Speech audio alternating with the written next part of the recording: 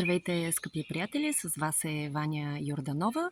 Включвам се днес от моята прекрасна градина, която няма да бъде акцент обаче в видеото ми, а направила съм нещо специално за вас и искам сега да ви го подаря. Погледнете го само.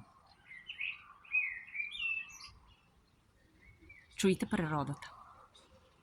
Ще помълча за секунда. Навярно сте виждали тези растения в природата.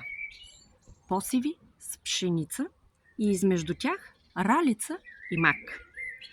Навярно обаче не знаете, че за растениевъдите и зърнопроизводителите ралицата и мака са плевели в пшеничния посев, а са толкова красиви в съчетание с природата.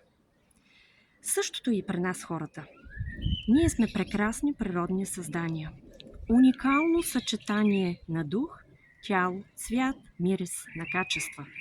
На природни създания сме.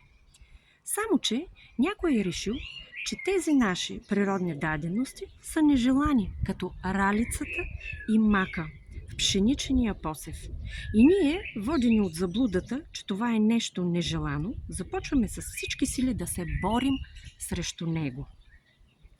Само, че не разбираме природните закони и не знаем, че природата е надарила тези плевели и бурени с невероятни качества, наградила ги е с устойчивост, преживяемост, с една единичка цел – преживяване и оцеляване на вида.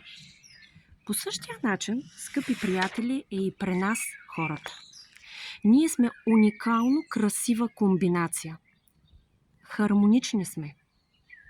И само за това, че нещо е възникнало в нас като чувства, качества. Някои хора си позволяват да го третират като плевел. Не позволявайте, скъпи приятели, някои ваши чувства, думи, спомени, преживявания да бъдат третирани като непотребни и нежелани. Много често чувам, че трябва да изкореним дадено чувство, емоция или спомен.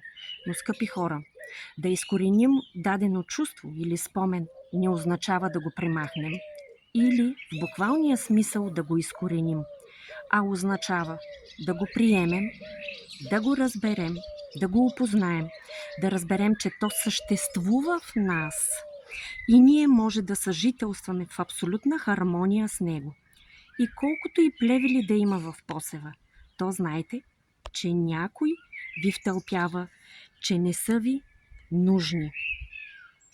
Вие нямате тъмни страни. Вие нямате негативни качества. Просто някой ви е втълпил, че ако ще се премахва плевелите от посева, за вас няма да има хляб.